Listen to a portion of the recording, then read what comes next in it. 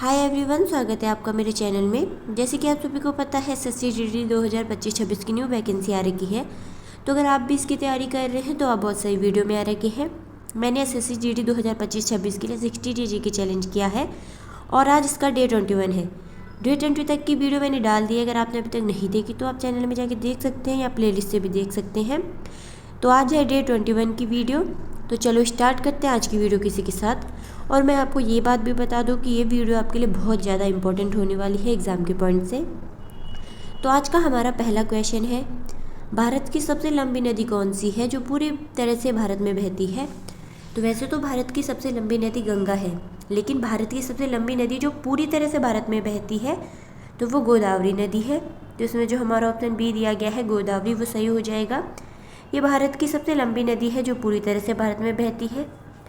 दूसरा क्वेश्चन है हमारा इसमें, बिहार का शोक किस नदी को कहा जाता है?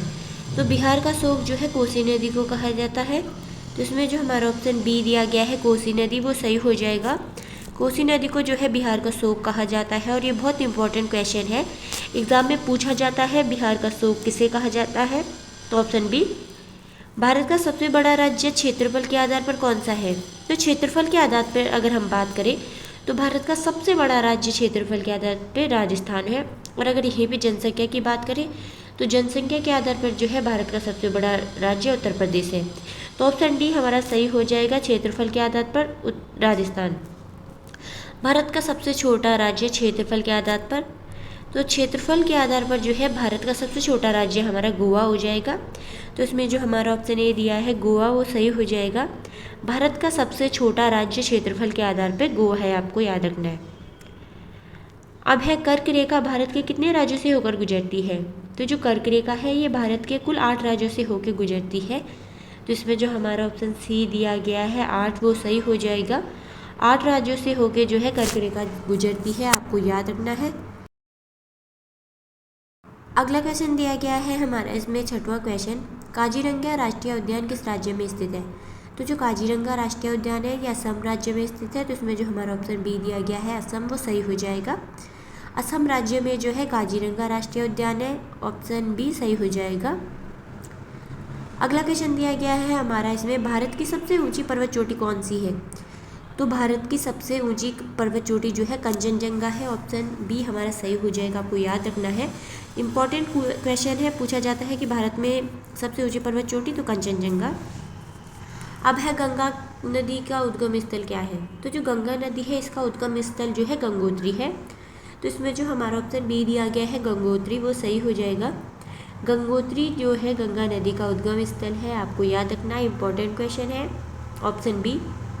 भारत में पश्चिम में कौन सा समुद्र स्थित है? तो भारत के पश्चिम में कौन सा समुद्र है? तो वो है अरब सागर, ऑप्शन सी हमारा सही हो जाएगा, आपको याद रखना है। पूर्व की बात करें तो वो है बंगाल की खाड़ी, ये भी आपको याद रखना है।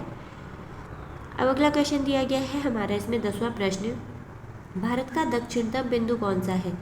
तो भारत का दक्षिणतम बिंदु की अगर हम बात करें तो वो है इंदिरा पॉइंट। इसमें जो हमारा ऑप्शन बी दिया गया है इंदिरा पॉइंट, वो सही हो जाएगा, ये भारत का दक्षिणतम बिंदु है। अगला क्वेश्चन है हमारा इसमें 11वां, विश्व का सबसे बड़ा मरुस्थल कौन सा है? तो विश्व का सबसे बड़ा मरुस्थल की अगर हम बात करें तो वो सहारा मरुस्थल है। तो इसमें जो हमारा ऑप्शन सी दिया गया है सहारा, वो सही हो जाएगा। ये विश्व का सबसे बड़ा मरुस्थल है और आपको याद रखना है। अब है ग्रेट बैरियर रीफ किस देश में स्थित है? तो जो ग्रेट बैरियर रीफ है ये स्थित है ऑस्ट्रेलिया देश में। तो इसमें जो हमारा ऑप्शन बी दिया गया है ऑस्ट्रेलिया, वो सही हो जाएगा।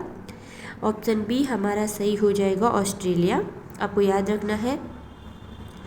अब है सुंदरबन डेल्टा किन देशों में स्थित है? तो जो सुंदरबन डेल्टा है ये 2 देशों में स्थित है, भारत और बांग्लादेश। तो आपको ये याद रखना है, भारत और बांग्लादेश में जो है सुंदरबन डेल्टा है, ऑप्शन सी हमारा इसमें सही हो जाएगा। और एग्ज़ाम के पॉइंट से आप बहुत इंपॉर्टेंट है, आपको याद रखना है। विश्व की सबसे लंबी नदी कौन सी है? तो विश्व की सबसे लंबी नदी की अगर हम बात करें तो वो है नील नदी। तो इसमें जो हमारा ऑप्शन बी दिया गया है नील, वो सही हो जाएगा। दूसरे नंबर में विश्व की सबसे लंबी नदी की बात करें तो वो है अमेजन। तो इसमें ऑप्शन ए आपको समझना है। अगला क्वेश्चन दिया गया है हमारा इसमें 15वां प्रश्न, काराकोरम पर्वत श्रेणी किस महाद्वीप में स्थित है? तो जो काराकोरम पर्वत श्रेणी है वो एशिया महाद्वीप में स्थित है।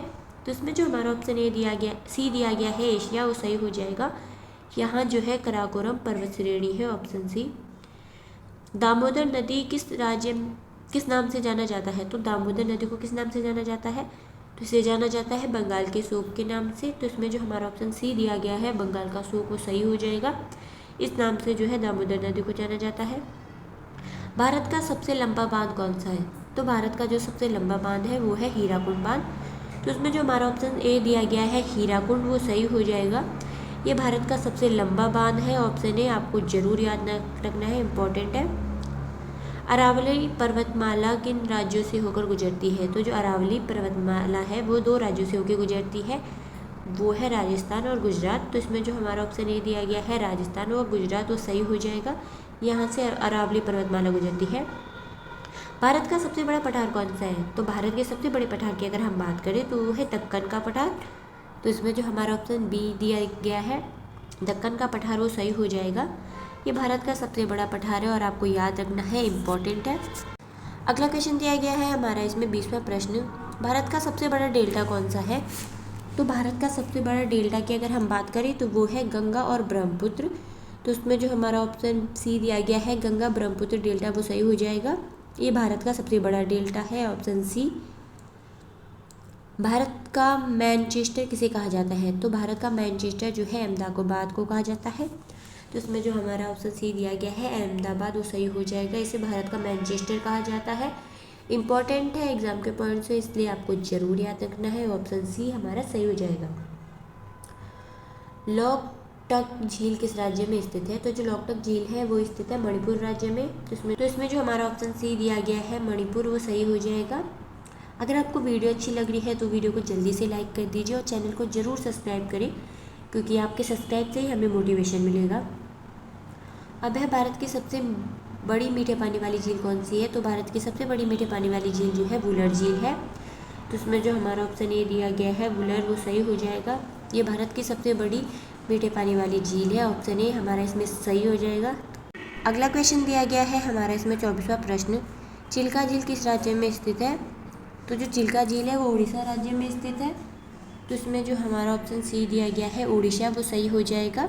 उड़ीसा राज्य में जो है चिल्का झील स्थित है, इम्पोर्टेंट क्वेश्चन है, ये आपको याद रखना है। आज का लास्ट क्वेश्चन है हमारा, भारत का सबसे बड़ा खारा पानी की झील कौन सी है? तो भारत की सबसे बड़े खारे पानी की झील जो है सांबर झील है, ये आपको याद रखना है, ऑप्शन ए हमारा सही हो जाएगा सांबर झील। तो आज की वीडियो हमारी यहीं पे समाप्त होती है। वीडियो अगर आपको अच्छी लगी हो तो लाइक शेयर कमेंट करें, चैनल को सब्सक्राइब करें। मिलते हैं आपको नेक्स्ट वीडियो में।